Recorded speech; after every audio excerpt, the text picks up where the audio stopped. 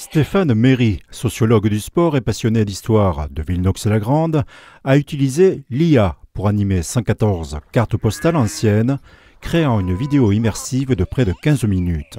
Moi, je me sers de l'IA pour que l'histoire soit un peu plus pédagogique, c'est-à-dire pour montrer comment était le centre historique de Villenox avant le bombardement de juin 40. S'il y a beaucoup de magasins, beaucoup d'artisans qui travaillent, ce qui m'intéresse en tant que sociologue, c'est de voir et de rendre compte finalement de la vie qu'il pouvait y avoir dans les années 1900-1920 dans notre petit village. Quand on voit le train qui arrive, par exemple, là le train il bouge pas.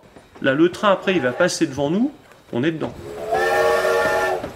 Il a commencé ce projet mi-août, s'appuyant sur des recherches historiques pour montrer le village le long du cours d'eau de la Nox avant le bombardement de 1940. Villenox a complètement été détruit et a été reconstruit différemment. La Nox passait au milieu du village. Je fais un cheminement logique dans le parcours à Villenox. Tout à fait à droite, dans l'angle, nous avons cette maison triangulaire et là nous poursuivons dans la rue du château. Pour ce montage, il a dû retoucher les images, retirer timbres et textes, les coloriser et ajouter des ciels si nécessaire. Il a utilisé 2 IA pour des calculs de 10 à 20 minutes par carte postale. Si l'animation est générée artificiellement, pour ce scientifique, cet outil reste pertinent et répond aux usages actuels. Est-ce que ça se passait comme ça dans la réalité? Est-ce que ces deux personnes-là se connaissaient? On ne peut pas savoir. C'est là que ça peut être gênant.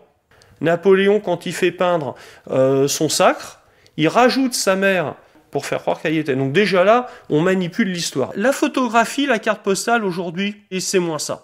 On est quand même beaucoup plus sur de la vidéo.